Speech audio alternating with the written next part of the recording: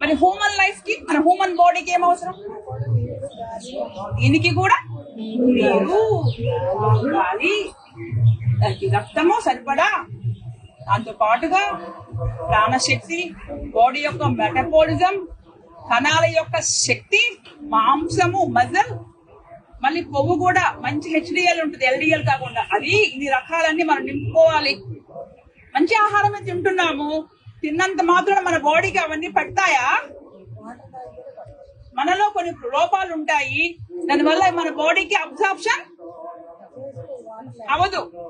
Sufficient water, sufficient ఎప్పటికప్పుడు విరోచనం, అలాగే ఆడవాళ్ళకి టేస్ట్ పర్ఫెక్ట్ గా వస్తేనే మన యొక్క జీవక్రియ అనేది, జీవక్రియ బాగున్నప్పుడు మనిషి ఆరోగ్యంగా ఉంటాడు.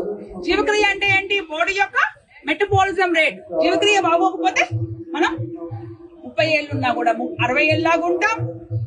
అలా మన అదే జీవక్రియ బాగుంటే 60 ఏళ్ళు వచ్చినా కూడా 30 ఏళ్ళలాగా మెయింటైన్ చేయగలుగుతాం. అన్ని పైన ఒకటి కాదు, మన బాడీ యొక్క మన ఏజ్ వేరే ఉంటుంది, మన యొక్క బాడీ యొక్క మెటబాలిజం ఏజ్ వేరే ఉంటుంది. నేను వెళ్ళాను అనుకోండి బయటకు డాక్టర్ దగ్గరికి, నా ఏజ్ 40 అయినా నా మెటబాలిజం ఏజ్ ఎంత ఉండొచ్చు? 80 ఉండొచ్చు. 80 ఏళ్ల వయసు గుండె ఎలా ఉందో నా గుండె అలా ఉండొచ్చు, ఆరోగ్యం. కాబట్టి మన వయసు ఎంతో, మన వయసుతో పాటు మన అవయవాల వయసు, మన మెటబాలిజం వయసు కూడా అదే రకంగా ఉంటే మనిషి అనేవాడు ఆరోగ్యంగా ఉంటాకే అవకాశం. జయ గురుదేవ్.